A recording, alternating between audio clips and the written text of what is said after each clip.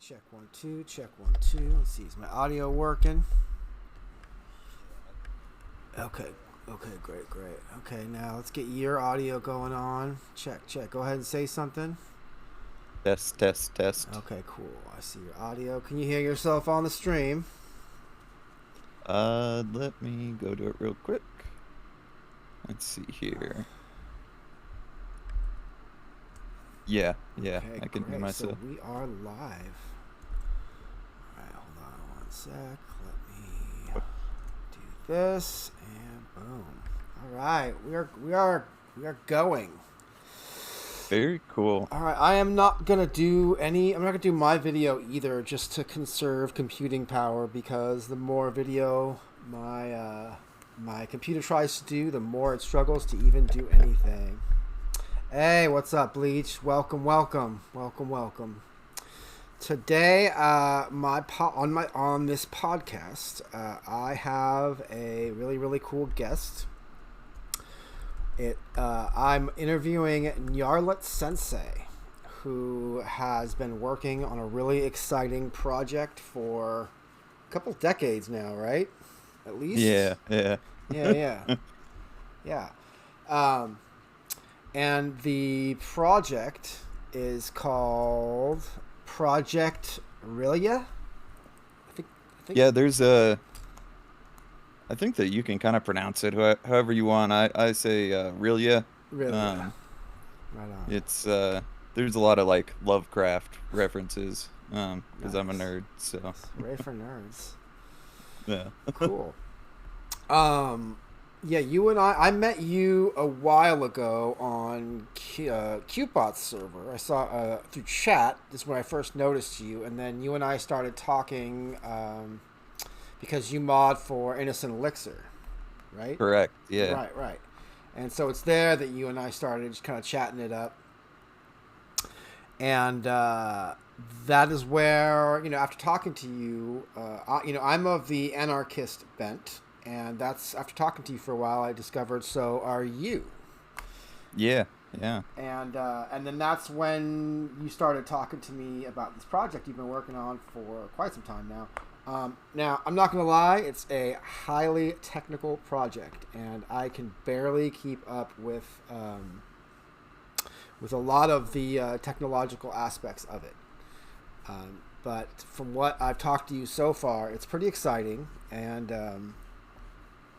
so why don't you go ahead and just introduce yourself and say a little bit of something about yourself, and then do a little intro to Project Rilia. Yeah, I am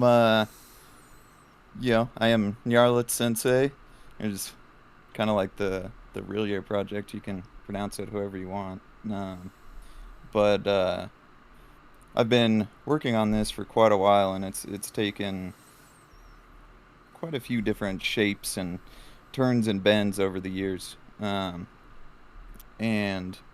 but the idea was really to try to meet basic needs at the household level and uh, try to really alleviate everything from world hunger to kind of redefining poverty, things like that.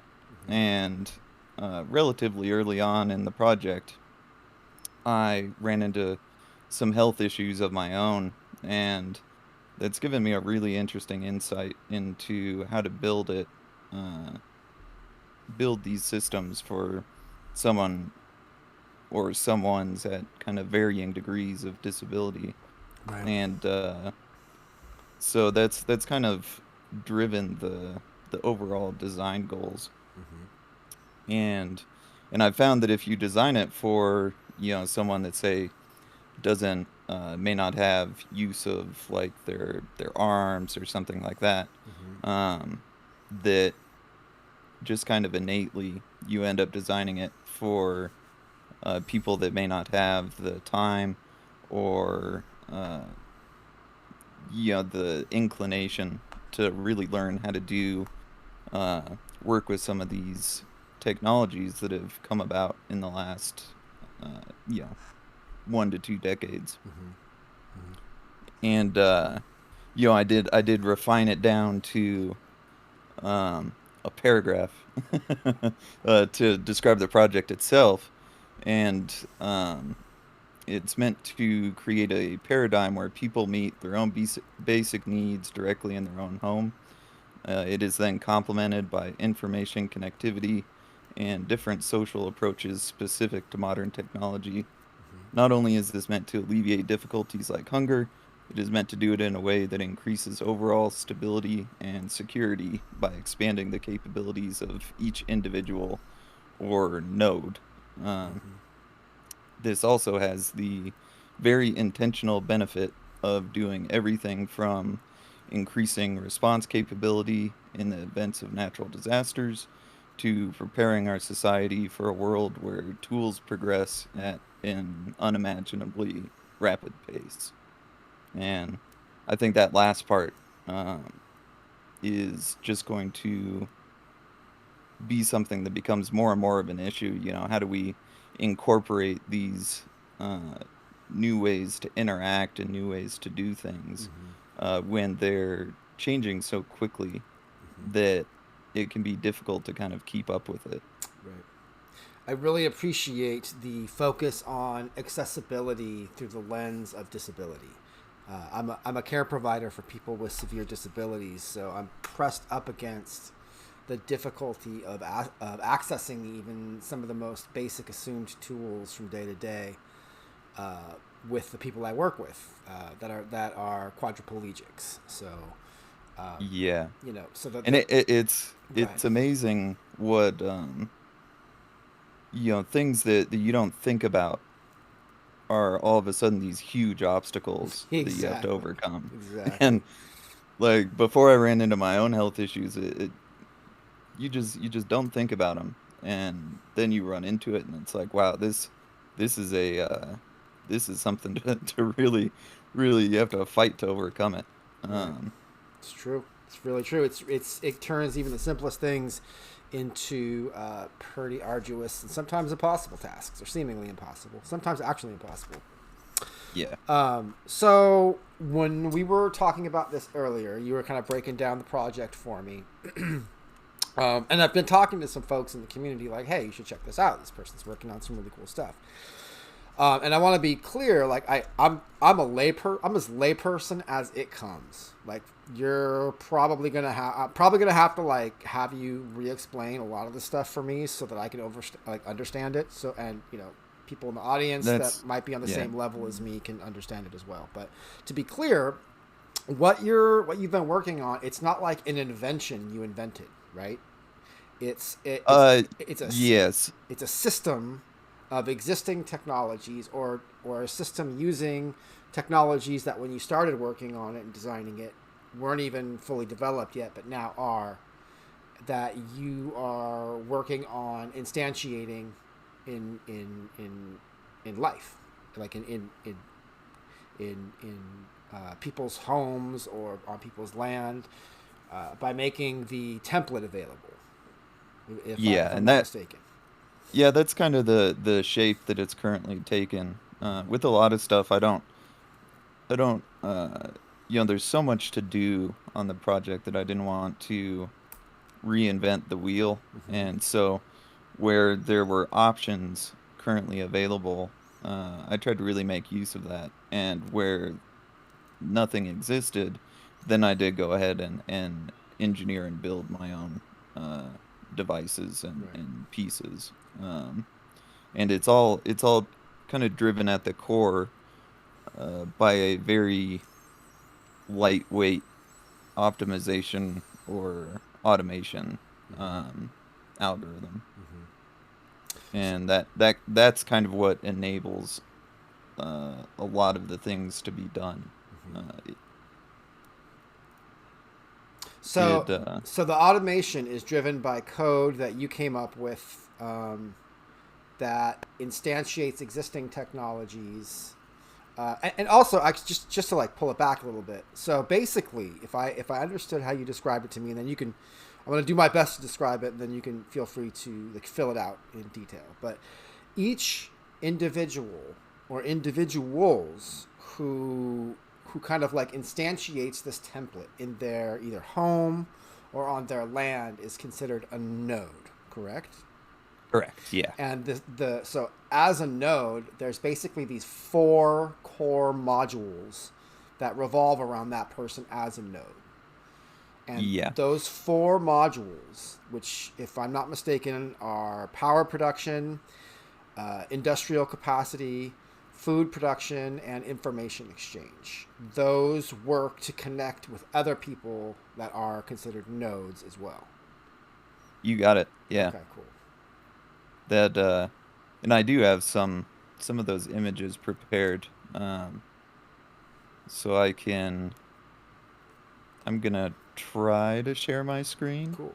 Well, While you're doing that, would you be cool sharing a little bit of like the history of like where did you start working on this? Like, how did this project start, and what's the evolution of it been in the time that you've been working with it? so can you still hear me? Yep, I can absolutely hear you. Okay. Let me get this on there as well. There we go. Um, so the history of it is kind of my own, you know, personal history. Um, it's been a I've had to really overcome some pretty difficult health issues, I'm sorry to hear and that.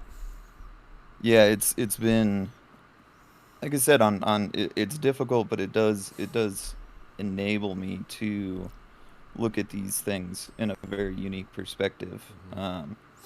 And so when it all started, it I was just kind of looking at it in terms of replicators from Star Trek. Mm-hmm. I think that is, I'm certainly not the first person to kind of imagine what that might be like. Mm-hmm. And so I wanted to see, can we even work towards that uh, as things exist right now? Mm-hmm. And I felt the answer was yes. So it it I had worked on it for a few years, just trying to figure out exactly where I wanted to go with it. And then I had a kind of a mystery seizure, and Mm. that we had talked about that a little bit before, Yeah. but it left me unconscious for a few days, and Jesus. almost that it was pretty close to death. The doctors didn't really know how I survived it.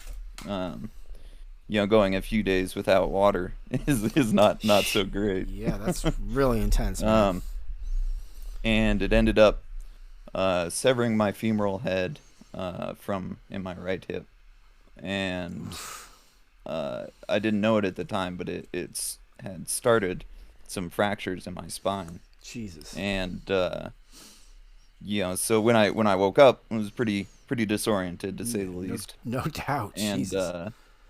it took me a few hours to get to a phone, and Fuck. that was quite a quite a journey. uh, and it was a pretty hardcore experience. And then I had started to kind of recover from that, and all in the background, I was still working on this project, Mm-hmm. and but of course my life circumstances were kind of influencing exactly what I was doing. Right. And I think it was a couple, had a hip replacement and things like that. Um, and a couple years later, I had another seizure, and that one broke my hip again. And but this time, instead of severing the femoral head, which is kind of the ball on Right. top of Mm-hmm. the femur, it broke the cup that Oof. kind of, and that one, I will tell you, it doesn't sound as bad as like completely severing the femoral It head. sounds pretty But bad. yeah, but that second breaking the cup, that was that hurt. Yeah, just for the record, Yeah. none of that sounds not bad, and Yeah, I'm yeah. and, I, and I'm It wasn't good. and I'm super glad you're still here with us. And I can only imagine how difficult it's been to work on this and how much passion you've brought to this, given what get the injuries that you've sustained through the disability you've been working with. So I just, once again, I'm really grateful you're here, and not just on this, podcast talking to me, but like, on the planet with us. So I appreciate that. I'm still happy to be here too. yeah, good. Hell It yeah, hooray! So you started working on this with your dad, right? Like this is a family kind of project that it's not something he you're had even doing by yourself, right?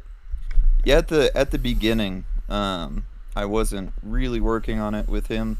He but he kind of started it all. He just kind of sat me down, when I was in high school, and like super idealistic and um not not really tethered to like how to actually achieve or even work towards my ideals. Mm-hmm.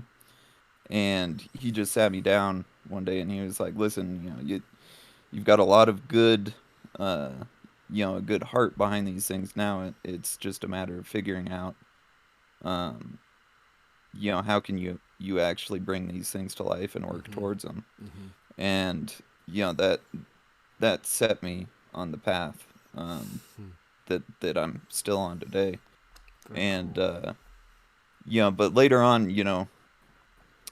we did start working on it in tandem. He kind of worked on specific areas of his expertise, which was water. Mm-hmm. He was an engineer, like building dams or designing dams and water systems, things like that. Damn. And so that he worked kind of on those, and then just he was just my friend. So there was a lot of just kind of back and forth and just talking about things. Mm-hmm. So your That dad that being an really, engineer was a big inspiration for you in yeah, in yeah. focusing this vision you had. That's beautiful. It's a beautiful thing. And my family is basically like all engineers and artists. So it's this very interesting kind of combination, and that definitely shaped, like a lot of the art um, that's involved with the project. I created it myself, but there's obviously a lot of engineering and kind of invention going on too. And I really like the the melding of those things. Mm-hmm. And I'm I'm just looking at trying to switch to the next slide here. Right. So just real Um, quick before you do that, so this slide right here, this defines the four pillars of this project, this template that you've been working on. And again, Correct. just to reiterate, because it's complex. So basically, most of these pillars is based on existing technology that you didn't necessarily invent. The What you did invent was the integration of them through automation. Correct. Yeah, and there is a lot of stuff that I came up with Right. myself, but Right. like like 3D printers, Mm-hmm. I certainly didn't invent that. And like aquaponics Mm-hmm. and things like that. Those are definitely not my invention. Mm-hmm. But it really was just a case of like with a 3D printer, I looked at it and I went, well, can I create something that's better than what exists Mm-hmm. for less money? Mm-hmm. And with 3D printers, the answer was an unequivocal no. Mm-hmm. Um, and so it's just like, well, I'll just use what's already out there on the market. Mm-hmm. Um, but there are things, like HVAC systems and uh, things like that are entirely my own creation. Mm-hmm. But I don't know if we really want to delve too much into that. I mean, I That I mean, because it this is gonna be recorded for other people to watch later, and I know some people are definitely interested in the details of it. So yeah. I would say, you know, we could And probably I do a think little bit of span of the general like what the theory behind why this is a really good idea, and then the nuts and bolts of it. We can kind of go back and forth from that. yeah, Can you describe the four pillars real quick before we go to the next slide? yeah. So the and I let me see if it flipped them around on Discord. Okay, so the top left is just kind of manufacturing. Mm-hmm. And the idea behind that is using you know, up until relatively recently, it you kind of had to pool your resources to be able to build factories and Mm-hmm. uh various capabilities that kind of a society needs to progress and run. Um, and now we're looking at a very different situation where we have 3D printing technology that can do everything from print plastics, Mm-hmm. which most people are, I think, at least somewhat familiar with, Mm-hmm. or at least they're aware that it exists. And, but you can do a lot more. And the same platforms can be used for CNC. And really, the only difference, and I don't want to simplify it too much, but really the only difference is that, your typical 3D printing is additive manufacturing, Mm-hmm. whereas CNC is subtractive. Mm-hmm. Right. And but you're able to use the same exact like gantries and frameworks to kind of do both. You just have to uh, design it with that in mind. Does And the project you're working on does it allow for both of those to be integrated? yeah, and there are actually people I just in the past year. There's something called the Snapmaker 2.0.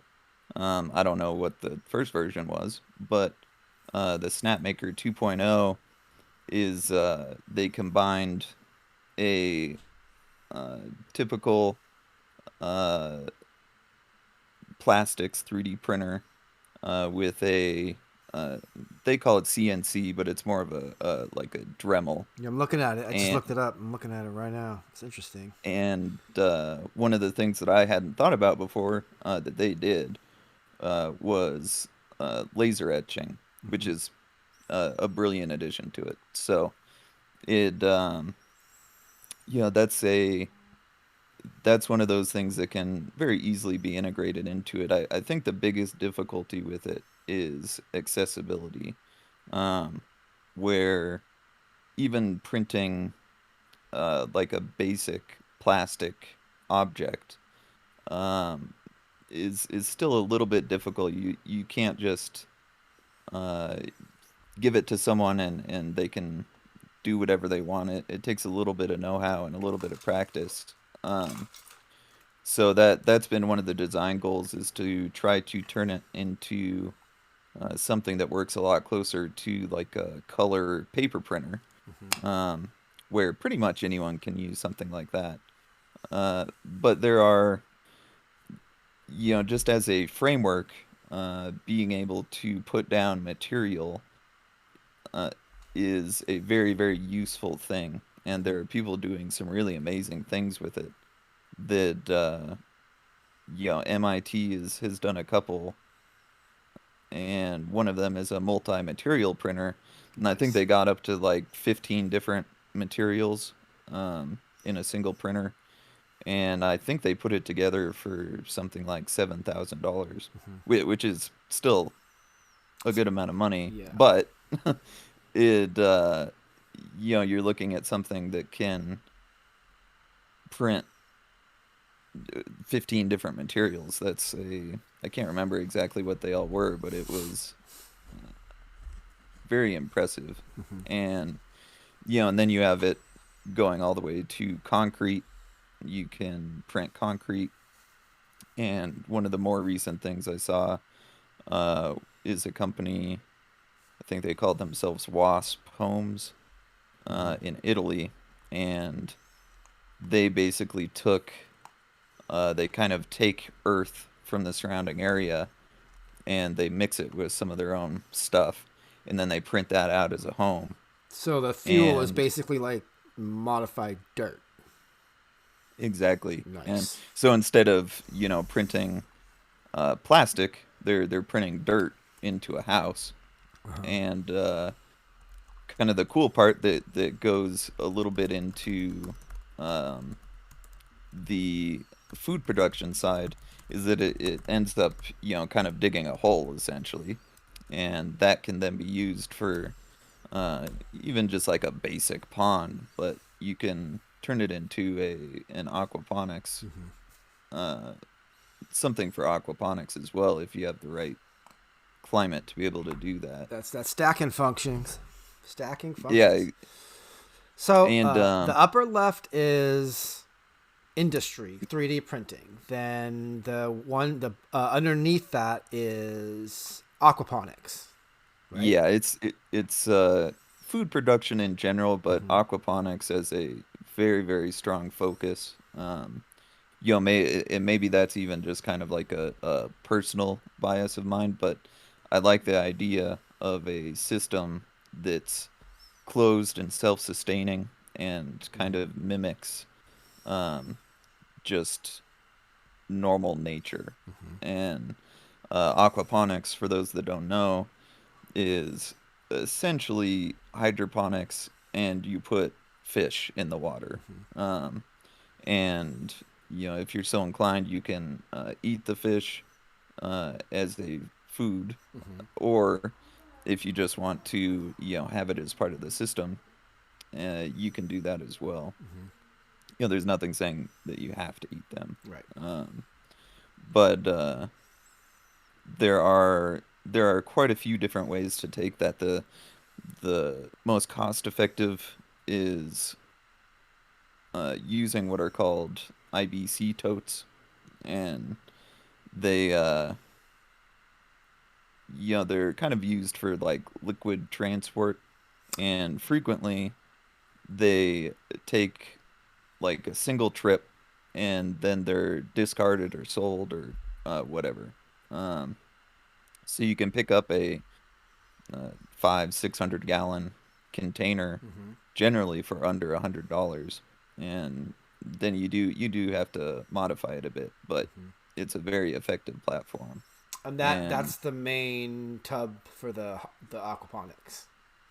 yeah, in kind of the basic design Mm-hmm. of the project, and I do have I've created a lot of vector artwork Mm-hmm. for these, and I'm not entirely sure how best to um Uh, how I wish we could share multiple things at once. We yeah. uh we can kind of get there in a second, but what I wanted to do is go over these pillars because so 3D printing, aquaponics, then to the bottom right is power. So that is solar. Yeah, I really like the idea of solar, wind, and hydro.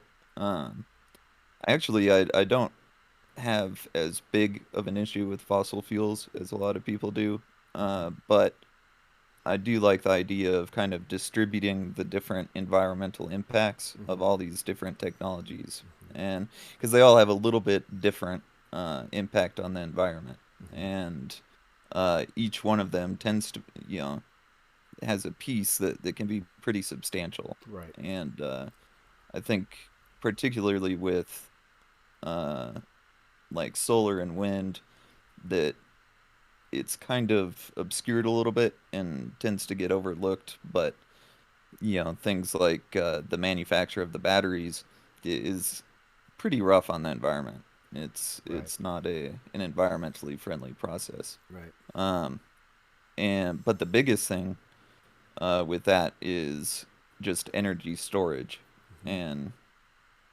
it that is a whole kind of field of its own, and we're, you know as a civilization, we're making pretty rapid progress on that, but Mm-hmm. um, it's still mainly batteries, Right. and it but things like molten salt and even like air pressure. And when you're working at a smaller scale at the household level, you're able to kind of get away with things that may not work at a larger scale, and um, Because of vice versa as well. because of environmental impact. Well, like air pressure, for Hmm. example. Trying to power even just like a city block with air pressure Yeah. is very what's a generous way to put it? It ain't gonna happen. Right. um, it but you can. There are a few different processes in some of the pieces of technology that create air pressure, Hmm. and that air pressure can be stored and then be used with anything from tools to a variety of things. But if you try to do that at anything other than an individual house, um, you start dealing with pressures and just volumes that are not feasible. And in an individual house, you can have a couple 100 gallon tank that can store the air pressure, but once you start trying to expand that to like a neighborhood, you're it's not a good The idea. idea is just a bunch of um, hot air. Am I right? yeah. So then the top right is information exchange. That's the fourth pillar. So that would be Correct. like intranet. Did I do that? Did I do that right? Intranet. It's like independent Yeah. internet that people are sharing from their own broadcasting like capacities in their homes.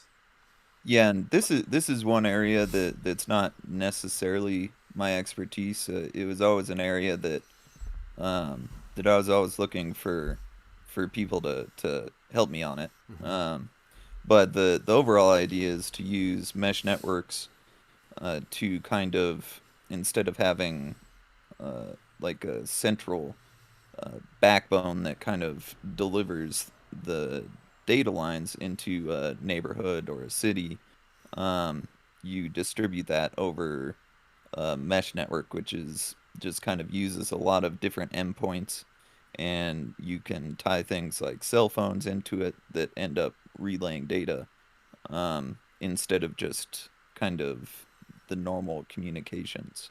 Got it. One issue with that is that at a smaller scale, mesh networks can work exceptionally well.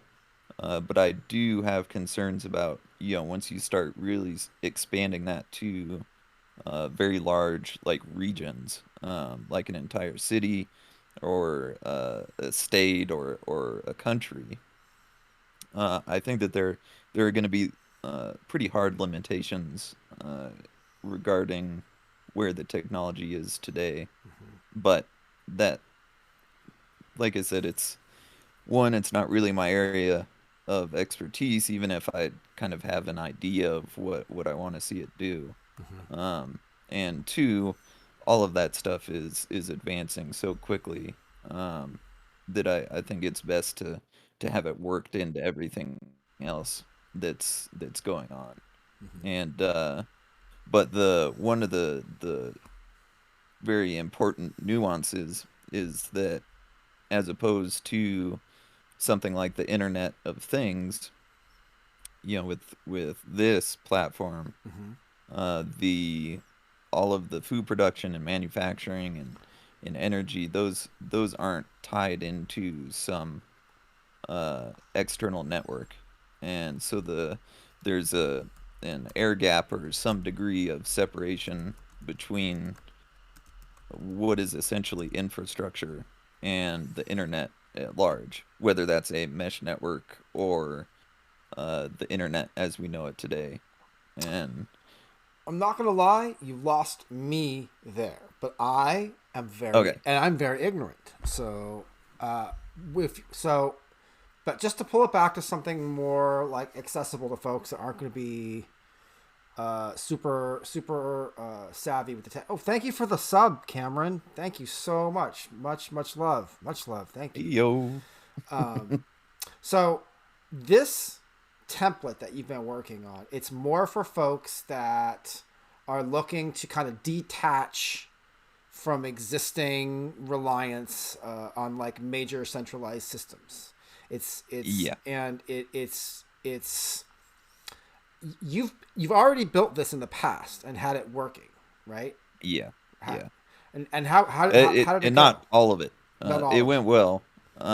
It it's always been an evolving project. Mm-hmm. So it where I used to live, we had a lot of these systems. Like the aquaponics, for example, was run out of a pond Mm-hmm. that was stocked with fish, and instead of having like an IBC tote or a controlled environment, Mm-hmm. it used it basically just created the aquaponic system in an outdoor space. Mm-hmm. And but all the general principles are the same. Mm-hmm. And so yeah, a lot of this is has been done before, and now it's just a matter of I think getting people to realize just how much can really be done, even with just off the shelf parts that you can uh, somewhat ironically go and buy from Amazon or eBay. Yeah. Um, And that's no and easy feat. I mean, asking people to kind of completely shift how they approach meeting their basic needs from one of reliance on these major bloated systems to something that's more independent is a tall ask. I feel like, it is. especially because a lot of people aren't going to have the know-how to approach, maybe even one of these systems, let alone integrating them all together. Yeah. Yeah, and that's I think that's always been one of the difficulties behind it. The the original project was just going to package everything Mm-hmm. into a single structure, and I called that the living vehicle, or LV, Mm-hmm. and I think that would have made it a little bit easier to you can just like give someone a house that Mm-hmm. already has everything in it, Mm-hmm. and but that it things happen and plans change, Yeah, I imagine and the injury you sustained definitely impacted things as you were working on this. yeah, did the idea from my end was to build the automated systems that would construct these homes, um, because I'm not able to like do labor at Right, that level. right. Um, it but the issue was always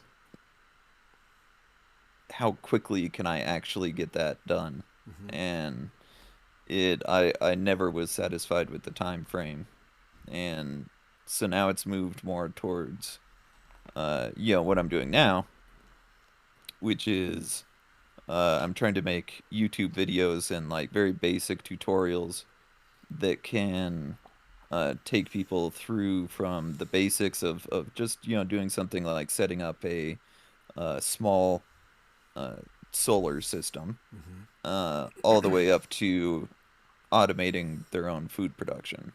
So And let's use me as an imaginary guinea pig. yeah, I'm gonna pretend like I own the house that I'm living in right now, and I'm gonna pretend like I have a bunch of money. So I go, hey, Nyar, I'm super into this idea. How can I make this happen in my home? so the first thing I would ask would be budget. That's that's always Let's say important. I have Oh, let's say I have. Oh, thank you, Atla. Thank you very much for the 95 bits. Blessings. Thank you so much. Really appreciate it. All this is going to. By the way, anybody listening, any funds that go through this channel will be going to mutual aid purposes through the Gravitas Discord community, who are going to be helping me get that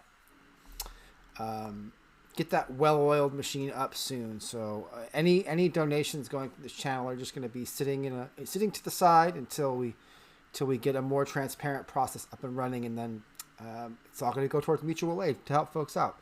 So just a little note. So let's just say I had an extra $10,000 kicking around, and I was like, Okay. "Hey Nyar, I want to integrate this system into my home so that A, I can reap the benefits, and B, like help prototype this so that you can see how it works when you're doing it with other people, and other people could look at me as an example and be like, oh look, like here's the benefit of this. Actually, Yeah. let's pull it back. Before I do that, let's just say I'm like, hey Nyar, I got this $10,000, but I don't know, man. Do you think you could tell me the benefit of like trying to do something like this in my home? I mean, why? When I could just go to the store and buy what I want. Yeah. It and I think that that specific question has become a lot easier to answer in recent times with rising food costs and Right. things like that. Yeah. But And I it mean, gas costs are right about to explode right now as yeah, well. So it's everything's going to get more expensive. Everything's getting more expensive. So and so there's a lot of it's kind of one of those things that a lot of it is really kind of direct like that where it there's an upfront investment uh but all of a sudden being able to just provide your own food, you don't have to be reliant on any of these other systems that are out of your control to be able to feed your family. right. And that, I think, alone is a very big deal. And but there's some things that are just kind of nice where, uh, like when the power goes out, I don't notice. Right. um, it's kind of nice to not have those little disruptions. It's not like a huge deal, but it and I think that there's also just kind of the cool factor. Um, but the overall idea is that you're able to kind of pave the road for your own future, and you don't need to worry about these other systems remaining stable uh, to not only meet your family's basic needs but actually thrive. And that is a uh, for me at least that's a very big deal. And but for like 10K, that goes that can actually go quite a long way. Okay, so that's a good question. What is like the minimum someone would need to set a system like this up? Yeah, and that you're probably looking at like $2,000 to $4,000. Um, Okay, so let's say I have it that. I mean, consider I don't okay, have. This is all imaginary. yeah. I have like no money practically, but let's just say that's what I had. Let's say I had like $4,000. So it um really the biggest stumbling block is trying to power big appliances and anything that uses like heating coils. So your like hair dryer uses a lot more energy than a lot of people realize. Um, and so my suggestion would be to actually still maintain a little bit of reliance on the central grid for those things, and uh, instead, start building out a power system. You can just get a single like 100-watt panel with a couple batteries. I don't want to give like numbers because that might confuse the issue a little bit here. Um, but let's just say you get like one or two solar panels, a couple batteries, and a charge controller. And for most people, that's going to handle uh, like their TV, home theater, computers, and you may have to watch it a little bit. Um, your energy consumption, but I think building awareness of that is probably a good thing anyway. What about fridges Um, and freezers and stuff? so those are where you go from being relatively affordable to a big jump. Got it. Um, Got it. being able to handle the load of like the compressor in the refrigerator, Hmm. turning on and off, you generally will need a pretty big battery bank, and that's that's going to jump up in cost, double or triple. So to power an entire house,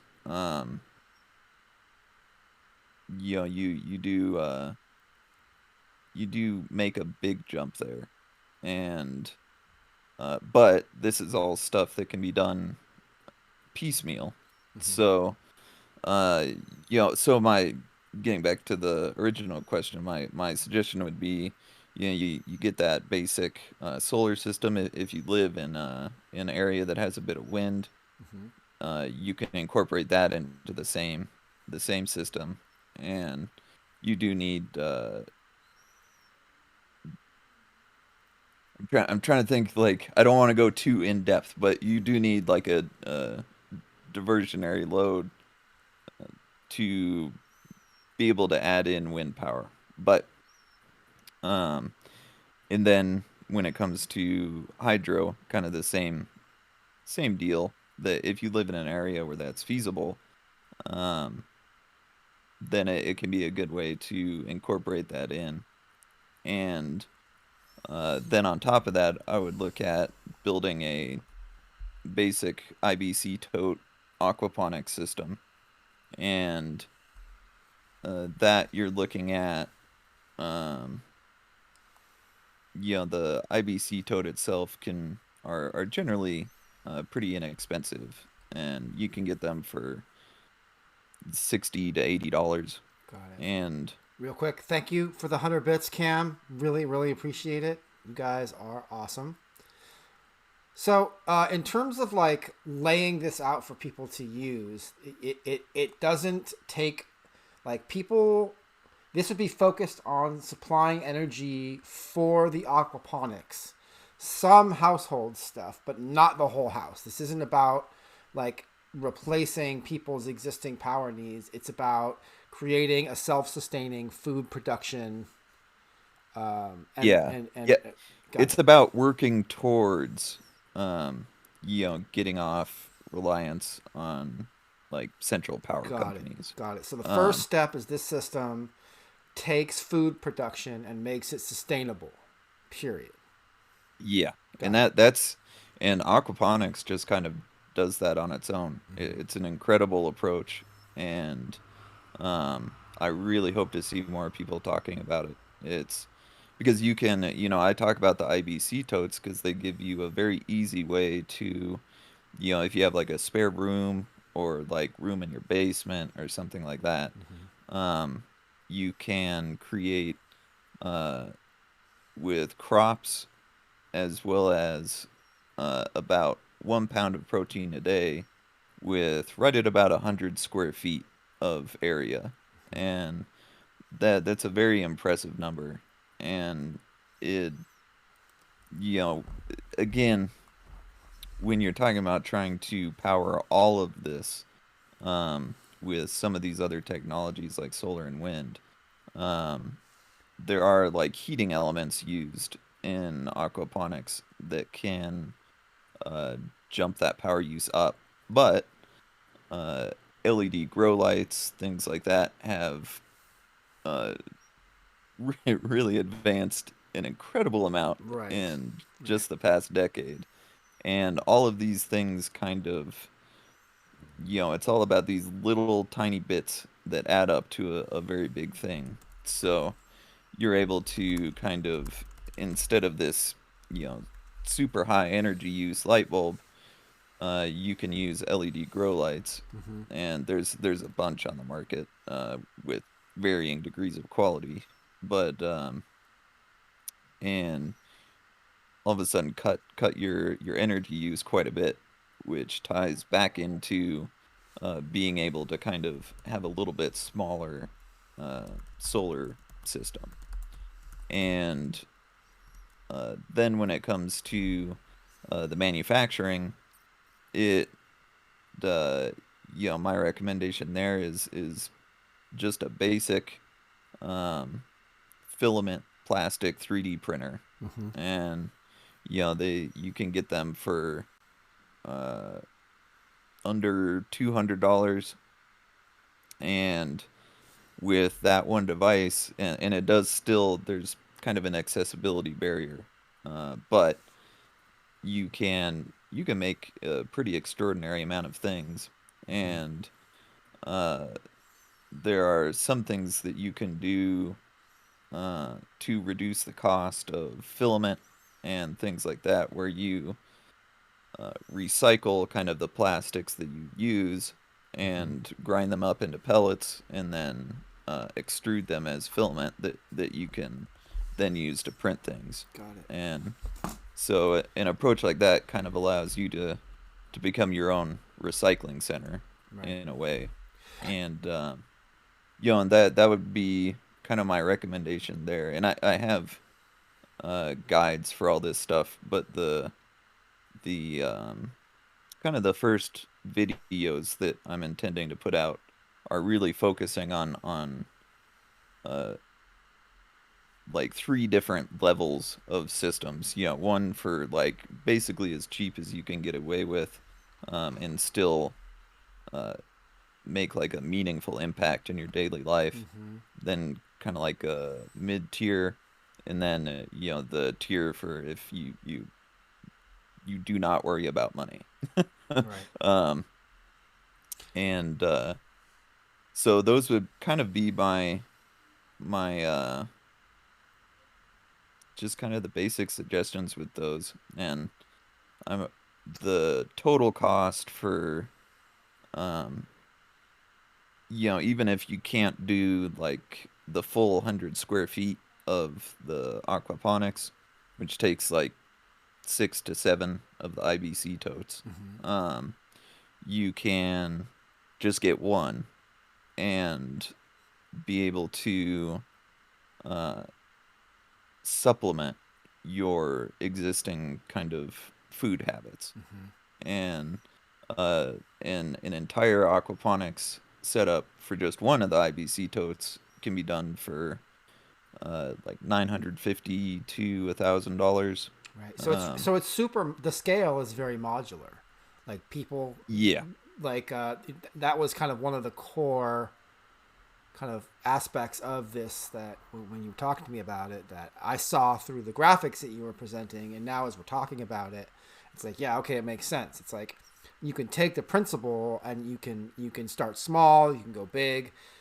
The point being though is that with the right know-how, anybody can start doing this on some level of scale to start the process of kind of just wherever someone's at, detaching from reliance on these kind of larger systems that may not be as reliable in the future. exactly. Like for instance, so really the core. I mean, people could kind of this guy the guides that you're creating for this. It seemed just for me personally, the most exciting part is like the self-sustained, like self-powered food production, right? Because Yeah, that's like the most immediate basic human need met right there, right? exactly. Um, Yeah. and then after that, I mean, what? So where does the information exchange? So having your own kind of intranet, where does that become? Because that one doesn't stand out to me as like if I'm making my own food, like I have a body that goes, oh, I'm hungry. Now I have this need met, whereas, and I need to power that. Um, so with like the 3D printing, that's a little bit less of like an immediately noticeable need. And then the information exchange for me, again, as a total layperson, that seems even a little bit more far away removed. So in terms of like Yeah. the small steps that those represent, where does that fit in? So these, I wouldn't necessarily qualify those as like basic needs, but the the overall project is trying to build towards the future Mm-hmm. and uh, Got it. build it in a framework that, because I think one of the risks of, each household becoming self-sufficient is that everyone can kind of turn into their own island, and Mm-hmm. um, I don't think that's a necessarily a good thing. Right. Um, and being able to, let's so just kind of the general socialization and uh, discourse, I think needs to continue happening. Right. Um, excuse me. But so the information exchange though would, let's say someone came up with um, some clever approach on the aquaponics, and they're able to then take that and share it out into the world, and someone else may take that and improve on it further and then share it back I out. see. I see. So it's more. It's So actually more of a methodology than it is a specific technology. yeah, Like and like it's a I live in way I live in to, suburbia, so like that wouldn't be as important a part if people started taking stuff like this on in like a suburban environment, because I can just open my window and be like, "Hey, Steve, the thing," well, with some of these things, let's say that the person that came up with like the innovation that changes some big part of one of these things. Say that they live in India. Mm-hmm. Um, then you're not really able to share in in that without some kind of connectivity. Mm-hmm. And the internet does provide that to a pretty great degree. I just think it's important to maintain that information exchange, Mm-hmm. because a lot of this stuff, the novelty of it won't just sprout up everywhere.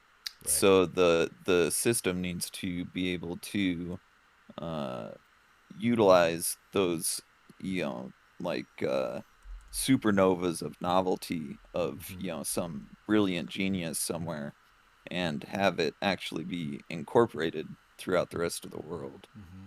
And that I think that will become uh, very important as we start reaching stages in technology where things are just advancing at a rate that will make like the past 10 or 20 years look like a snail's pace. Mm-hmm. Um, and being able to really kind of embrace that and kind of amplify it, I think will become quite important. And Right. Right. So yeah, that when do you plan on having some of these videos out for people to start learning about this? Like right now, you don't have any links to share yet, right? There's nothing I really to. have no links. Okay, we gotta get you some links, man. Yeah, I made I made a Proton Mail email account for it, and then that's about as far as I've gotten. Right now, I'm working on kind of the art assets to uh, what I want to do is, I don't just want to like put out some like super dry video. Right, Um, I want it to incorporate art and right, engineering. I really like that. right. And Uh, so, I've made some of these assets, and I think it might not be a bad idea to share one of them. yeah, go ahead and why Um, don't you start queuing that up? So Lovely and Estes is a first time chatter. They asked a question: is the system free or is it open source? oh, it's I mean, I give my own creations away for free. I'll put it that way. Right. So like, if you want a 3D printer, you'll probably have to spend money on that, unless you can find someone that'll donate one. But um, everything that I do is free of charge. And so like the code, or even just like technical assistance, um, that's all gonna be uh completely open source. Right. This is not a business you're trying to launch, correct? Exactly, This is yeah. this is It literally like taking complicated existing simple systems and being like using your know-how to rein them in to make a repeatable and shareable like template for people to start using this essentially. Yeah, exactly. It because I think looking at it in kind of an abstract way, that my payment for it, if you want to call it that, is seeing the cool things that people create. And yeah, that may not be like a big thing to everyone, but to me that's a very, very big deal. And Lovely says, "Oh, dope. Pro tip: a lot of college campuses have free 3D printers for use." Triple smiley face. very interesting. That I did not know that. That 'cause I know there's like services, that you can pay. Um, but what I'd really like to see and why I think having like one in your house, if you can make it happen, is that it allows people to creatively explore everything from art to engineering, and that is, I think that's a good thing. So this next one Lovely is, says, some of them only charge plastic costs, which is laughable, about 50 cents. LOL. yeah, and that I would have to imagine that depends on the filament that you're using. Um, some of the filaments are a bit more expensive. I think, but But I think more to the point though, or just to build off of what Lovely is saying, is that the methodology that you're putting forth for consideration can be adapted in as many different ways as people can adapt it. yeah, It's the yeah, core modular, like, hey everybody, yes, we have to make these big ass changes, and it can be overwhelming, it can be terrifying, and here's where we can come up with some practical, accessible ways to do that are shareable and repeatable, and you can build upon them. yeah. And the only like modifier that I would put on that is that I think it's very important to always keep it in mind to try to build towards that individual household level or even individual level. Um, only because the as long as you are reliant on these other entities to be able to do these things, um, they can, uh, in an ideal situation, it works fine. But throughout history, that reliance has frequently been abused and used for coercion. Um, and so I think that, but I think that even if it just makes someone go, hey, like I may not be able to do this right now, but maybe I have this design that I'd love to see printed up. Um, being able to take it to like a college campus, that I think is amazing. Right, And like I could have a small solar or wind power setup that's running my small aquaponics because I'm trying to learn how to do this. Like, let's just say I'm just starting yeah, small, trying to learn how to do this, and I'm like, oh crap, I need a part. I'm gonna roll over to the college, and investigate the 3D printing, see if they have that there, do that there, bring it back to my thing, and yeah, and and I get wonder going. too if they would just kind of allow you to mess around on it, because that a lot of 3D printing as it exists right now is like even if you get like a a a troublesome wind gust, you can get one side of the print that cures a little bit differently than another side, and it can warp. Right. Um, for like general use, it's not a big deal, but when you're making really precision pieces, uh, like bearings made out of Delrin or something like that, um, that precision can be pretty important. And at least as it exists right now, um,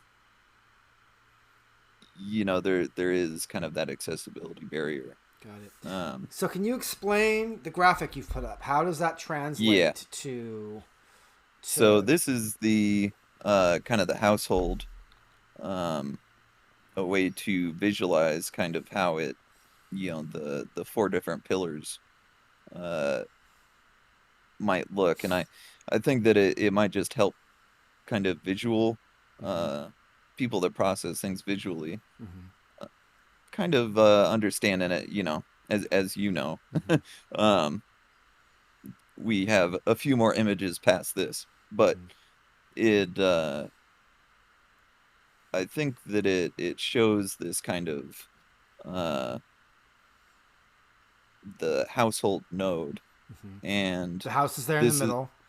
yep, the house is there in the middle. It's surrounded by the food production, the energy, and the manufacturing, Mm-hmm, and then whatever uh, that household node creates or invents or uh, just social discourse that then gets shared out mm-hmm, through the information channels mm-hmm, on the outside. mm-hmm, And so each node can kind of communicate with other nodes, whether that's for, um, let's say, like someone a couple miles away grows bananas and you grow oranges. mm-hmm. Um, you'll be able to exchange that pretty easily. And and it can also be used, it's just a very kind of vague, information exchange is a very vague term. I mean, it could be so uh, many things, you know. yeah, yeah, I it's, think, but if you look at it from the perspective of the whole point of this project, is to instantialize to detach from existing bloated structures yeah, at this point at one's own pace. It's not like right now just completely pulling away from them. Most people don't even have the capacity to do that. But in terms of like people taking aspects of this project on and kind of prototyping it, it's like look at how people use like the blockchain, right? It's kind of yeah, like we don't have to use the blockchain, but a lot of people are using it, and there's a lot of people who see a lot of benefit in using it, and so they use it with others to develop it by using it. This is a similar thing, right? Like the information exchange can be as rudimentary as just people just sending each other email over the existing internet, but then people that are also using their own mesh network, building that and speaking through it so that it builds that kind of growing infrastructure just through the act of using it. yeah, yeah, exactly. And the let me share the Lovely SDs says, with the best intentions, an issue I find is that a lot of apps may exist for similar things, and the fact that there are so many of them makes it difficult for one to rule them all, which would serve as the most beneficial if everyone was on the same platform, you know? And then they say, I hope you can rule them all. So I mean, that speaks to like feature bloat and like the competitive nature of like programming, right? Am I interpreting that correctly? yeah, I don't know if that's referencing like the information exchange or I think so. I think what they're saying, and Lovely, please feel free to expand, is that when you're relying on information exchange, if that information exchange is existing there on tons of different apps, then yeah, every app has yeah. its own foibles, its own support that needs to be done for it. Uh, I'm I'm reading the chat now, and it's, yeah, I want to I go to the one that has the want to bananas. go to.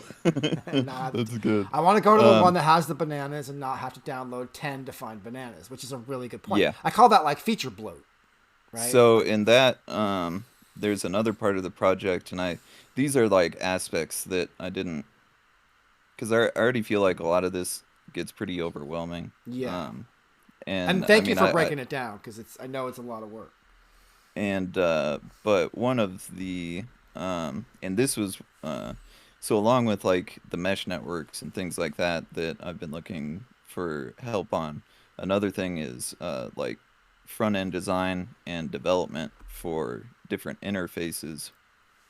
And um, the just kind of the general idea that I have for this is I'm trying to find my notes here. So you would have kind of an individual, non-proprietary and anonymous account that's able to kind of like the household node is able to interact and like upload information to other nodes, Mm-hmm. that you would have kind of your anonymous account node that's able to be platform agnostic. So if you want to, uh, what's a good example? Let's say you're making videos and um, you want to upload them, then and some apps already exist for this, but then it would just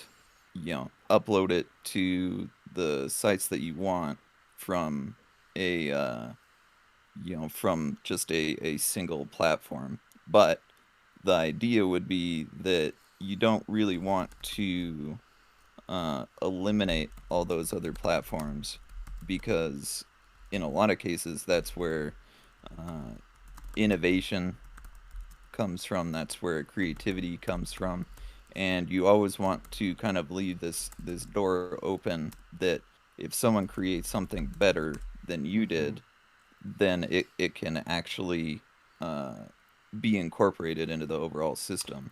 And So just really quick, that one of the I don't know if you saw this in chat, but Lovely Estes made a great point. Information exchange isn't just data. You can integrate drones into this that actually where information, like, because everything is technically information, yeah. where the exchange becomes matter. And drones do a lot of like the uh, well, not a lot, but some of the tasks in some of the more advanced systems in the Mm-hmm. project. Mm-hmm. That's so cool. So this is No, don't call Jeff Bezos. Leave him out of this. yeah. Nobody tell So Jeff. like one of the things that I was working on, I don't take this to mean that I got it to work, because I didn't. Mm-hmm. Um, was to use uh, drones to do tasks like cleanup. Mm-hmm. And they have like Roombas and stuff like that. Mm-hmm. But I'm talking more like uh, clean up like dishes and Mm-hmm. things like that. Um, the issue I ran into was that having a little drone flying around your house is kind of a pain in the ass, Yeah, it's and difficult. and especially if it malfunctions. I mean, as And a care provider, I would say like shifting the paradigm. Honestly, this is like a module that like I would throw into this from my whole human perspective. well, Like, and it's I have a lot of confidence mm-hmm. that a system like that could work. It's just one, it's going to require a lot more development, and well, two, it well, I but what I'm saying is that like someone like you who has a disability that makes doing such things difficult. Someone like me, I mean, my literal job, my kind of passion in life is helping people who need help with those things. So a module that I mean that you could put in there that I would say is as important as the other things is like human cooperation. Like instead of having to build robots that do your dishes, what if there was a network? What part of that network was, can someone do my dishes for me? I'm disabled, and then someone who's yeah. who's like keyed up to receive that information through the exchange facet would like me would get that information and be like, yep, I'm available, coming over, or we could even be scheduled or something like that. Yeah, and I think that's that it's definitely a good thing. My concern is always, um, what about the people that fall through the cracks? True, And true. I'm just you saying know that that that the human component of helping each other um, is a powerful thing, not to it be is. not to be overlooked, and most certainly like we haven't even begun to touch that in a lot of our culture, in my experience. Yeah, because because I'll say this, like in a lot of ways, I fell through the cracks. So there were a lot of these systems that were that are set up to provide assistance, but for some reason or another, nothing lined up, Hmm. and That's common. uh, That's very common. yeah, and so I find that if you really kind of approach all of it from that, uh, I don't know if you want to call it like a worst case scenario, but that Hmm. phrase kind of works. Of someone who's just kind of like super isolated for some reason they would fall through the cracks. Hmm. You know, how do you get that person, how do you provide them the tools Hmm. to like meaningfully build a future Right. for themselves regardless of their physical condition or Hmm. anything like that. Yeah. So it and uh this next image is for a like a neighborhood block, Hmm. um and it's just kind of the same, you know, the same image, Right. uh with interconnected nodes that And this is idealized. So if this was to actually see, this is idealized. So if this was to actually represent how this probably would play out, it would not be symmetrical. Not every house would have the exact same yeah capacities as the next one for whatever reason. They might even not want the same capacities. So, yeah but you could still use this. Like, let's just say, you know, this caught on. People started doing this across an area. You could still use this abstract approach, this visual abstract approach, to measure what is there versus just showing what it could be. yeah exactly. And you know like you know if the household node in the center here, you know, it might have like solar energy, Mm-hmm. and the one in the bottom right, you know, maybe that one has wind, with like a little bit of a mix Mm-hmm. of hydro, Mm-hmm. and then maybe the one right below that has just it's still just kind of connected to the normal power grid. Mm-hmm. Um, you know, it's definitely meant to be like a very abstract thing that could mean a lot of different things, Right.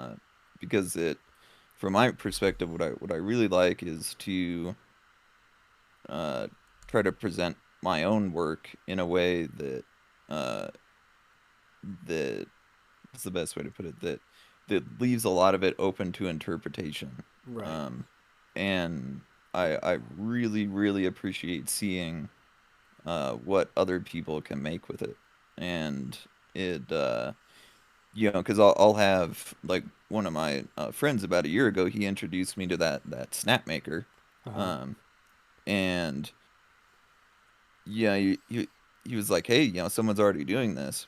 It's like, great. That's, you know, at least as a platform, that's like that much less work I have to do. Mm-hmm. Um, and not only that, it's just cool. Yeah. And so I find that whole thing very exciting. It is And super exciting. So this is something that is gonna require a bunch of people working together, if I'm not mistaken, it in one capacity or another. yeah, yes and no. Ideally, it's like everyone in the world kind of approaches things in a similar way, but they, you know, have like vastly different interpretations maybe on top of that. True. True. But like even if just, you know, me and like five other people, um, you know, if that's all it ever expands to, that's like all of these same principles work. Um, Right. it's just that it kind of has compounding efficacy Mm-hmm. on how many people are actually involved in the same system, and I think it's a kind of sometimes it's a bit of a difficult thing to balance between um, you know, how much can people like work on things differently and still have like the same overarching goals, Right. and it that I think is always um you know, we each have our different focuses, so you know that was kind of one of the design parameters is, if we just break it down to the very most basic things, Mm-hmm. um,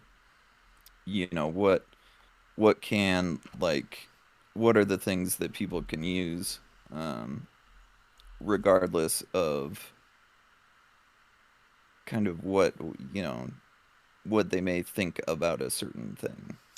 I mean, you've been working on this for so long. I could see how your vision extends into so many facets of this. But for me, again, as a layperson, I'm like, it's all about the food production. That's the most like Yeah, liberating thing up front, because yeah, that just and because a lot of this stuff, when I think about it, I can't help but think about folks that are in such extreme need all over the place and just don't have the education or the money to even step to something like this, you know? yeah, So for me, yeah, when I'm learning about this and I'm seeing it, I'm like, okay, this is one of those things where on one dimension, you could have some folks that have money and land and they're kind of doing this on their own, and it's cool. People do that kind of thing, but taking it to another level would be like, communities doing this together, supporting doing this, where the household model isn't so cut and dry, yeah. But even And I, then, the approach, the abstract approach, like this one you have here, which you can talk about in a second, it would still apply if I'm not mistaken. yeah, Yeah. because I think that, like, the way that I approach anarchy, specifically in Mm-hmm. anarchism, Mm-hmm. is as kind of an overarching container that within it Mm-hmm. can house a vast diversity of different systems. Mm-hmm. And I do think it's important to always have that, uh, kind of that backing, though, at the to understand that as long as someone else controls the things that you need to build your life, Mm-hmm. um, that those, and frequently are, especially over time, like over generations, Mm-hmm. um, those can be used, to do everything from just coerce people Right. um, to lead to things like the Holodomor, Right. um, Right. and so it's one of those things that I love all the different interpretations that could sprout up from it, but Mm-hmm. I think it's important to never lose sight of kind of that principle that we have the means available to, Right. do it at that individual level, and it's this kind of balance between doing that and not, like, disconnecting from society either. Mm. Um, so that's, I think, where it kind of goes into, maybe even a discussion all of its own. Um, Yeah, I mean, when we're talking about, because all of these things that you're putting out there, they're not unique to anarchism. It's only when you start taking the various approaches and theories of anarchism and apply them to things like this that it kind of pops, right? And exactly. that's why, Yeah. and this is my personal anarchist perspective, is like expanding this beyond the household model, right? Because for me, anarchism is almost more about stepping away from the atomization of the household and stepping into the idea of like a village, of community health, and Yeah. and the balance between the collective and the individual, being both of those things being absolutely critical, right? Neither of them Yeah. affecting the either negatively, the symbiosis of the two. And so, someone like me, where I work with disabled people, severely disabled people, um, the default state is like some people aren't going to be able to do this without the help of others. That's just how their bodies are going to exist in space and time. And Yeah. so, like what you said earlier about like you can't just do this without having as well the anarchist, like front loaded like not ideology but praxis, right? Of Yeah. we're not doing, none of this is ever to have power over anybody else, right? Yeah. And it gets a little dicey too, though, because there's a lot of places. I live in California where, there's a lot of people who aren't getting their needs met. So something like this, it can become. I think a lot of people get scared of like, well, what if you build something like this? You can't possibly meet all the need out there, and then it kind of ends up kind of falling apart because you end up having to gatekeep it just to protect it, right?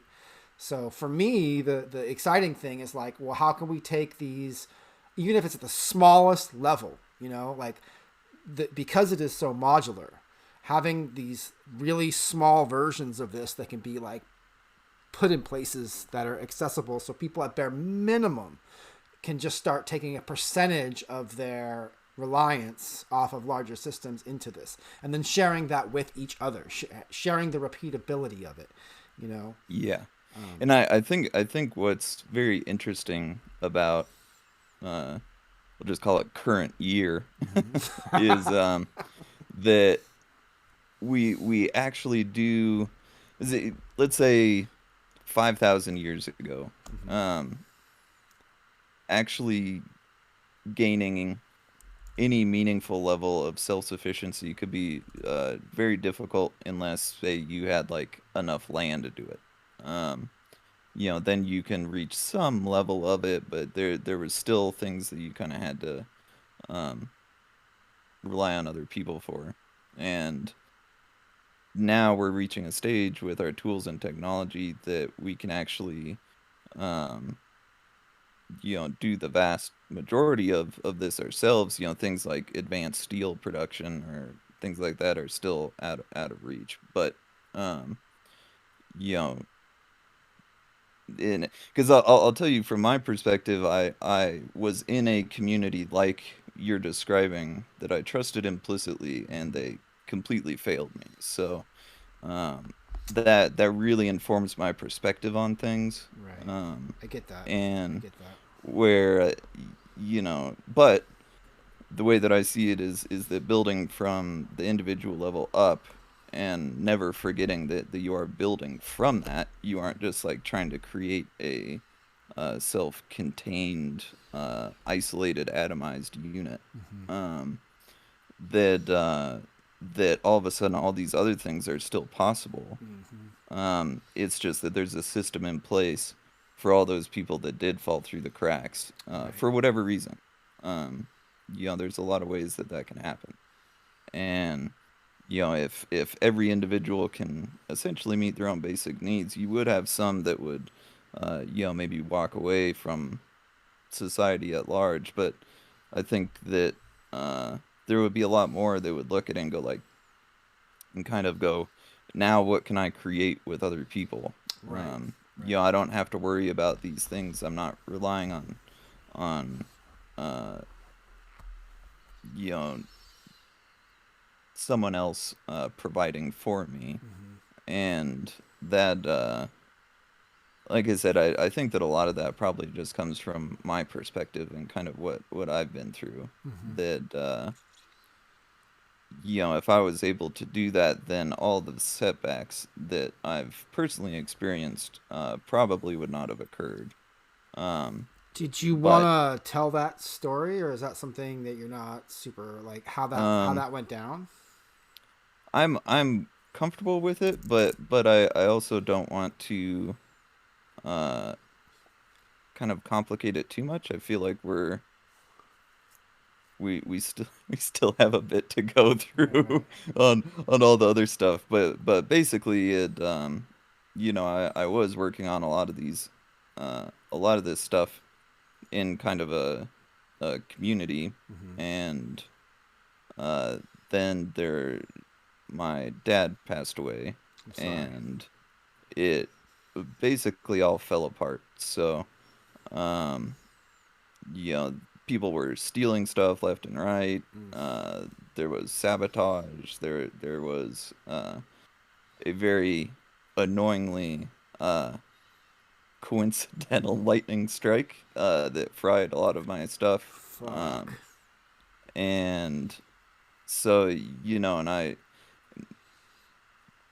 that kind of obviously there's a lot more to that whole story. Yeah, But but it it elucidates the human element that can complicate this. And I yeah, mean, lightning strikes aside. yeah, the lightning strike was just what can you do, you know? I thought I had everything backed up, and I did, but all of my backups were connected to various power systems. Oh my So god. it it was it was a very harsh environment. How many years of work did you lose? um that was about 15 years. Uh Oh my god, dude. it now I will say a lot of it is kind of the approach. Uh so I think that a lot of it, like the things that I learned from just experimentation and research and like building, 200 different versions of the same item. Mm-hmm. Um, I do remember like what the final results of that were. So I am, it's not like completely starting over. Okay. Um, but I did lose quite a bit, Jesus. and it when you throw that in with losing my dad, yeah, that was I did walk away from the whole project for a couple years, and it I said I was done, um, but couldn't stay away for long. Yeah. It's a It's passion. just too, It's a yeah, it's passion. just too ingrained in who I am. Thank goodness. So Thank goodness for that. yeah, Hey, and sardonic, welcome. I just love it. I love this stuff, and what I really want is to eventually get past um kind of the more basic elements of it Mm-hmm. and really start getting into um the truly advanced stuff. And that I think it just takes time to get there. I And mean, at this point, you're doing this all alone, right? yeah. I Yeah. mean, this I first of all, full respect to the experience of having people screw you over being traumatizing and making you not want to work with people. Like, I get it. And um, I I I would not be surprised, especially taking this from an open source position, if there's people that are more than willing to like help you develop this and help it spread and help you do the work, especially if you're struggling with a disability. I mean, our capacity to cooperate like is a beautiful thing. Yeah. Yeah. So I mean, we're coming up on an hour and a half now, and I know you had some more pictures you wanted to share that just kind of continue to show the kind of like fractal recursive aspect of this. Um, and I Yeah. and and I but what I wanted to do was just kind of like what I don't want to do is end this stream without something practical, because of how big of a project this is and how hard it is for how hard it might be for some people to wrap their head around it. Um, you said, is there a way for people that want to get involved in this? Is there any way for people to like reach out to you and be like, hey, how can I get involved? Yeah. Messages on Discord, that works. Okay, so right now I Discord's did, the main funnel. yeah, Got it. that's definitely, and I'm completely open to it. Um, I enjoy it. It and I did I think when I learned I was gonna do this podcast, I did open a uh specific email account, um, and that's actually I'll type it in chat. I think that might be a good That's way a to good do it. place, yeah, because it'll be repeatable. People Um, will see it. so let's see here. And the picture that I just put up is a kind of just like an artistic representation. Um, is just pretty much the line art. So there's Nice. only a bit of color in the center, but I think it still looks pretty cool. It's beautiful. And It's quite beautiful. I just want to double check, make sure I type this right. Yeah, there we go. Um, Excellent. So yeah, anyone that wants to talk about it, I'm more than open to it. Um, it especially when, because right now what I'm working on doing is I'm trying to finish up these art assets, and I'll uh, I'll put one of those up because I think they look super cool. When you But start doing the YouTube videos, what's gonna be what is that gonna look like? Like, are you gonna be breaking down actually how to build the technology and yeah, walking people through the really core nuts and bolts, probably literally, of how to build it? yeah. That's so cool. Ideally, someone will be able to uh like watch probably like a series of videos for a variety of reasons, but and they'll be able to build all of it themselves. And then what I'd really like to see is someone will um say like after I've kind of finished like the last one of the basic series or whatever, Mm-hmm. um then like 6 months later someone will come and say, I didn't know anything about this. I followed the videos, and here's what I created off of the back of that. Nice. um that man, I don't know, that it actually even makes me tear up a little bit That's a now, beautiful so. thing. Yeah, I mean, to have that feedback coming back from something that you put so much time and energy into. What does this picture represent? Is this an actual, like, is This this is a Raspberry Pi. Um, it's a I, little friend? microcomputer. I've eaten Raspberry Pi. I can assure you that is not a it, Raspberry Pi. it might look a little weird, but That was a joke. it's yeah, it's just a little computer. It is kind of the core of a lot of the automation. So Between like it which systems? Give me the really layperson's breakdown. Is that the brain of the four pillars? yeah, this is all of the automation will run from a single Raspberry Pi. So um What's the like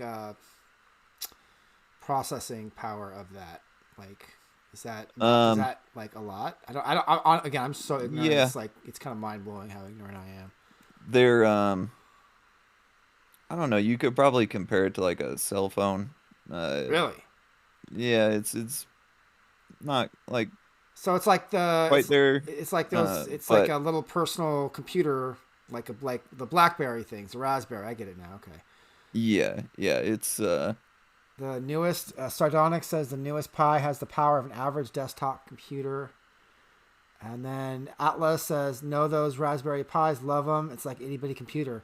So this thing yeah. runs the whole setup of the power, the hydroponics, the that makes sense because it's Yeah, not this providing will power; it's just providing code between all the things so they can act in yeah, concert. it's just processing God, data. that's so freaking And you cool. can see kind of the pins on the back of it. Mm-hmm. Um, those are what kind of connect to the other systems. So it uh, takes in data and information through those pins, and then it processes it, which is technically doable on like a normal computer. The Raspberry Pi just makes it easier by having the pins bare without some kind of extra card or something like that. Mm-hmm. And they're very tiny, so they're this is about the size of like a credit card, and Dang, it's maybe like half an inch tall. Um, dang. and they're uh, last time I checked, don't quote me on this, they were like right around $100. So Resident Nemo says it's almost like a PLC. I don't know what a PLC is. What is a PLC? Is that a thing? What's a yeah, PLC? I'm not sure.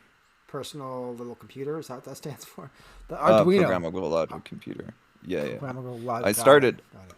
I actually started on Arduinos, Runs a full operating system. and Got it. the Arduinos were they struggled a bit um, with what I was trying to do, and they're but a lot of the different Arduino variants, because um they, some of the Arduino variants are very, very tiny, and those can be very useful in like hardware endpoints, like individual HVAC modules and things like that. Mm-hmm. Um, and but the Arduino itself struggled a bit, and so I eventually moved to BeagleBone, and then the Raspberry Pi 4 is the latest one, and Got it. that's Programmable so Logic the Controller is what that PLC stands for. Atla asks, so the Raspberry Pi controls what again? The hydroponics system? it controls anything that you want to optimize or automate. So it would the aquaponics system, by and large, they're pretty self-contained. Um, though you do need to like monitor water levels and things like that. pH Uh, levels, probably, things like that as well. uh, yeah, monitoring them can be good, but if you set it up correctly, all of that just handles itself. That's why I'm such a big advocate for aquaponics. It's a very impressive approach. So yeah, But what exactly is being automated precisely in like uh, in the abstract default of the system? so it handles tasks that you would have to do yourself. Maybe that's the like easiest way to put it. But like, which So specific tasks with in this? like with the aquaponics, refilling water or something like that, Mm-hmm. um, it would just monitor water levels, and then uh, there's a few pieces of technology that like harvest ambient humidity and things like that, and so it would take the water that gets harvested there and then fill up the tanks, and you don't have to do any input there. Um, and I see Atlas says, right, could you use that to manage multiple systems such as solar and pumps? And yes, absolutely. That is the project basically. And the so like solar, it will from the same individual Raspberry Pi that would monitor like the aquaponics water levels. Um, it would do things like have optimized tracking. Excuse me, optimized tracking for like solar panels. It would I'm trying to stick to the things that we have talked about, because there's a lot of pieces that get automated that we haven't talked about. Mm-hmm. um, that are probably require a significant amount of explanation. But uh, basically anything that you uh, think can be automated uh, is probably is up to and including like light cycles, which are pretty basic. Um, And that's all open source. So and meaning you write code for an automated system, you put it out on the system on the mesh network. Someone else uses it, they refine it, they add something to it, they upload that up onto the system, and that's how that kind of database of automated of automated options kind of just grows through people's use. yeah, yeah, Beautiful, and beautiful. it's very. I think one of my favorite systems is the HVAC system, which is why I keep referencing it. Mm-hmm. But it's just if you can find some kind of sensor uh, that relates to what you want, it can be automated in this system. And just because of how my code runs, it's ultra lightweight. So Very cool. it, like I said, in Arduino, it's right at the limits of that. So someone that has worked with these, it probably gives a good idea of kind of um, it's not like the most lightweight thing in the world, or an Arduino would run it fine, Mm-hmm. but it's not much past that, and compared to a lot of automation code and optimization code, it let's just say it's a lot more lightweight. Very cool. it it's very cool to be able to do that with a small unit. Mm-hmm. And so it's lightweight. It is the code that you've written is also lightweight. It doesn't take up a lot of processing power. You can run it on something really small, and it's shareable.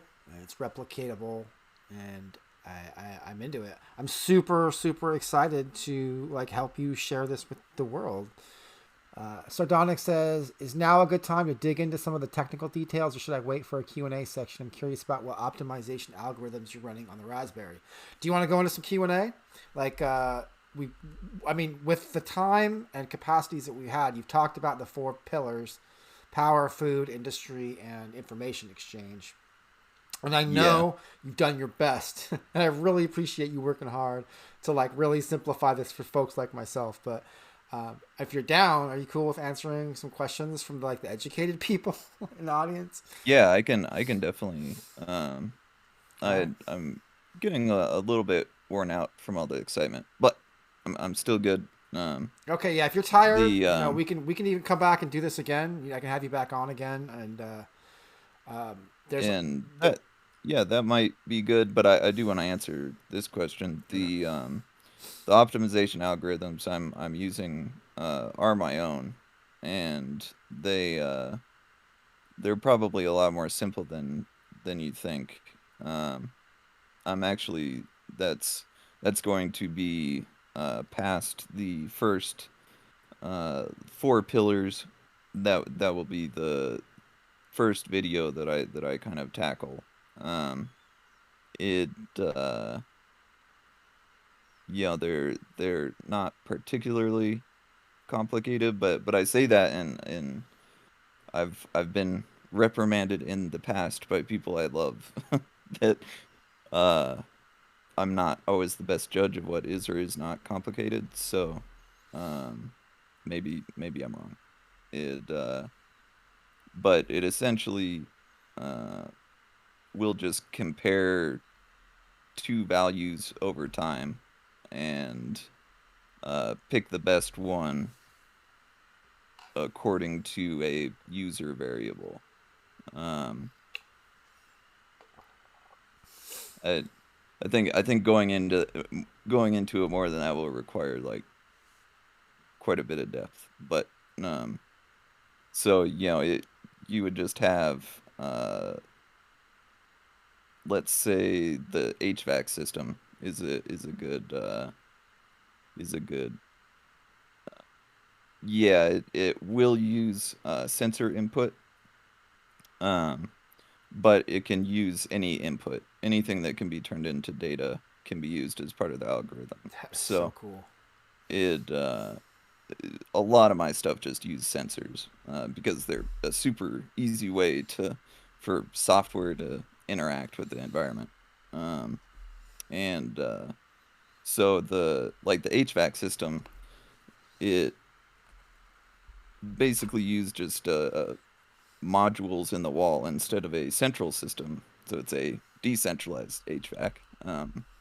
There is a theme, Mm-hmm. but it and what it would do is it would say monitor the temperature in each room, and it would be able to move air from say like one room is cold and another room is hot, and you want them to equalize.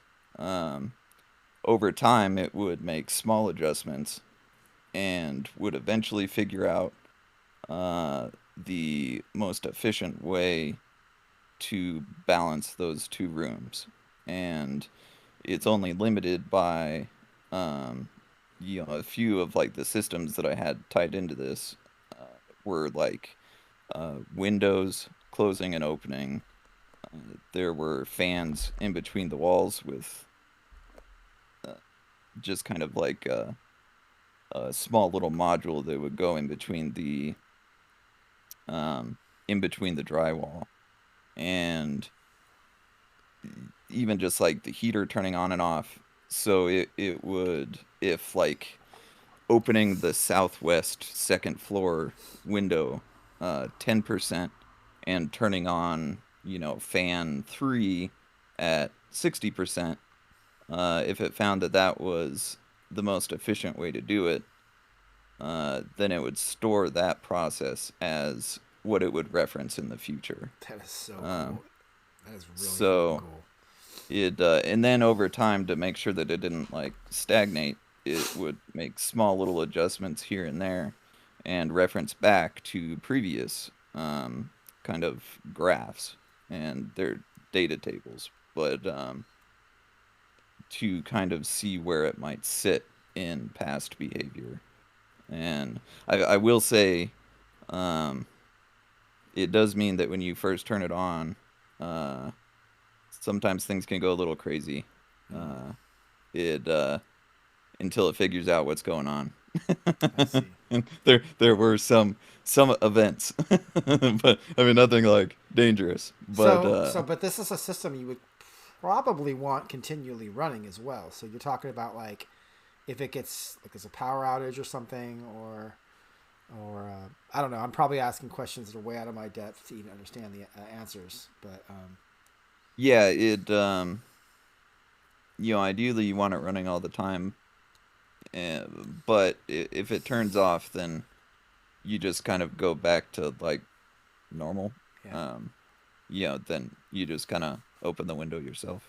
right. That's so it's not a big deal.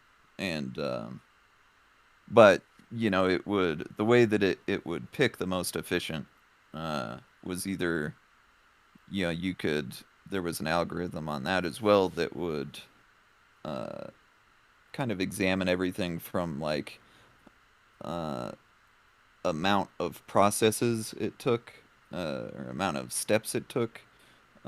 There's a time-based element, and so there's a few different things, and because there for one system that you're trying to optimize, it might be that time it isn't quite as relevant of a factor, so you're able to give more weight Mm, to um, like quick processing, got it. or not quick processing, but limited processing steps, and it. But I do think that probably like very quickly jumps beyond the scope of like Yeah. uh, uh, an introduction to the project. Atlas Um, says you are awesome. What you are doing, it's wonderful. And Sardonic says, love the idea of using ambient cooling. Thank you.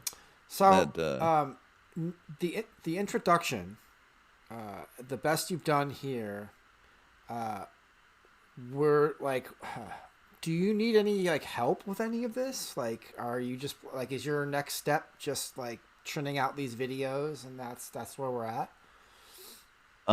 I may need help like editing the videos. Mm-hmm.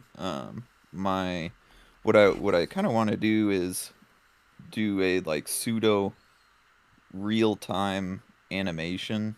Mm-hmm. Um, and so I've made like different brushes and things like that for like low voltage wires and Got it. high So current you can like cable. literally paint Um, the diagrams of how you're building it. yeah, That's yeah, and I'm kind of excited about that. that's really cool. Um, and so it won't be like 100% live. I do think like some editing would probably be good. Uh-huh. And when it comes to video editing, I have like a very basic idea.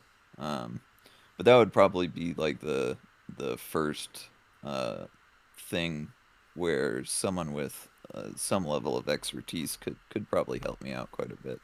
Um, Well, I'm super invested in like supporting you in this. So, in outside of this podcast, I hope to connect you with folks that are interested in helping you out. Because I'm pretty sure a lot of people could see how this is a pretty powerful and beneficial like process to be kind of just starting in our communities. Um, yeah, in, yeah, I in think so many it's different ways. yeah, I think that's one of the things that appeals to me the most about it, is that you have this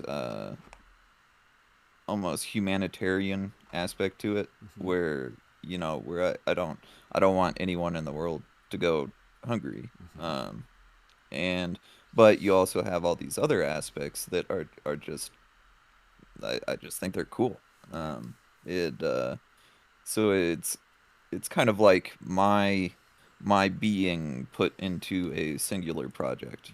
And uh, yeah, I appreciate you having me on. I And appreciate you being here. I really hope that this gets boosted way beyond my scuffed little podcast because I want to see it grow personally. I would love personally to learn. I mean, I'm super ignorant of such things, but I would love to learn how to do this by yeah, watching your videos, maybe get involved with other people that are trying to build something like this, um, and getting the fruits of it blossoming to start helping and sharing folks with and through. yeah, and I'd really love to see what people create with it. Yeah. It's like it's just like my name and the project name. I like seeing like just how people will pronounce it. Right. Um, and it's the same. Like it's almost a habit of mine. I just really enjoy and appreciate what people create, and being involved in that process just as a human on Dope. planet Earth. I And think what I want to do is set the intention to like have you back on again when you've done some work on like the next phases of this, so we can like keep it going, keep people updated, yeah, and yeah, I think that's a good idea too. yeah, and so yeah, the link you put in chat, I'm gonna make sure it's the Riley Project at protonmail.com. If you have any questions, send Nyar a email. If you want to get involved, send him an email. I'm also, with your permission, I kind of want to introduce you to some folks to see what kind of like, collective labor we can start putting around stuff like this. I'm sure there's at least some people that might be interested in helping seeing something like this grow. So, unless Yeah, you had that's anything you wanted to add. Oh, Innocent Elixir, what's up? and Been listening in the whole time. It's inspiring to hear you two chat together. Well, thank you. Thank you. Thank you. hey Austin. Thank Yeah, you. thanks. Yeah, thanks for Thank you. connecting us, Austin. You were a big part of that. Your whole good ass vibe. So Yep. thank you. That's she is someone that's really quite amazing. She's a good one. That one. Yeah, she's a good She's a good one. Oh, I did want to add there's the email, but then also just Discord. and Um, Discord. Right. yeah.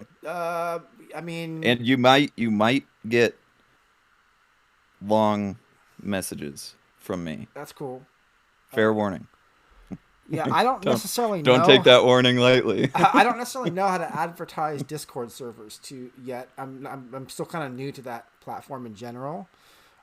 I do know that I'm working really close, starting to work really close, and do my best to work really close with the Gravitas Digital Collective, which is an anarchist collective on Discord that is highly organized, highly organized, full of just really dope ass people. And Yeah, I had a bit of a discussion in there earlier. oh, very Um, cool. and that was good. Yeah, very cool. I Very I cool. enjoyed that. Cool. Yeah. So that's one community that I'm super excited to be a part of. Super excited to participate in and just see things grow from there because it's. I mean, for anybody out there listening, the Gravitas Digital Collective is what it's called. I guess I can't really put links in chat because my computer is really slow. But I think I'll put something up in the video so that people can go there, get to know the process of anarchist organization that people are doing there. That's really inspiring and beautiful. And there is your Discord as well. So I mean, yeah, my Discord's that's real quiet. It's real quiet. It's well for now maybe. for now, but yeah. So unless you had anything to add, does anybody in chat have any questions? Mechanic, what's up? Always good to see you. Mechanic's a mechanic, so I'm sure he's probably interested in some of the mechanical aspects of this. But I've yeah, seen I've seen Mechanic around in a few chats. yeah, And he's another good one, that one. yeah, another good one. That one. So yeah, unless anybody has any questions, I think I want to call it. And just really, again, I want to not only thank you for coming here and being and speaking about your project and the passion you've put behind it, but I want to thank you for all the work that you've done for so many years to get here. I'm really, really, really grateful that you're still here with us, given some of the things you've gone with, that you've carried the torch for this project. Yeah, I'm really grateful for you. Thank you so much. Atlas has no more questions, but Thank you. gratitude. Thank you for sharing your work. Yes, thank you very, very, very much for sharing your work. I really appreciate it. Well, And thank you, and you are most definitely welcome. awesome, awesome. Well, thank you, chat, for coming through and listening to Nyar's presentation. Hopefully, I can see you guys again later. Maybe get involved in this. So good night, everybody. Good night, Nyar. Thank you for coming. Y'all have a absolutely fabulous Thursday night. See you next time. See you later. Bye.